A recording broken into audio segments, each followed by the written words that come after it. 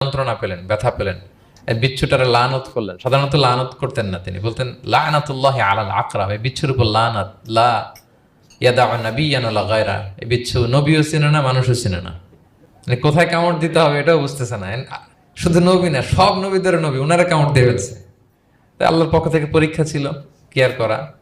উনি ভর্ৎসনা করলেন, লানত করে বললেন নবীও চিনস না, মানুষও চিনস না, কামড় দিয়ে খুব কষ্ট পাচ্ছেন তিনি। তো আল্লাহ হাবিব সাল্লাল্লাহু আলাইহি ওয়াসাল্লাম বললেন, যাও গরম পানি আর লবণ নিয়ে আসো, এনে এটার মধ্যে ঢালো। তো ঢালতে আরম্ভ করলো। লবণ কিন্তু খুবই ব্যথানাশক, pain killer, natural pain killer. এটার মধ্যে সোডিয়াম ক্লোরাইড আছে, তো এটা গরম করে লবণ মিশিয়ে দিলে যে কোনো ব্যথা ট্যাথা সাথে সাথে ভালো হয়ে যায়। রাসূল ইসলাম বললেন ঢালো। ঢালতেছে, রাসূল ইসলাম পড়তেছেন কুল হুয়াল্লাহু আহাদ আল্লাহুস সামাদ লাম ইয়ালিদ ওয়া লাম ইউলাদ ওয়া লাম ইয়াকুল লাহু কুফুয়ান আহাদ বলে ফু দিচ্ছেন আর ঢালতেছে। ঢালাও শেষ, আঙ্গুলের ব্যথাও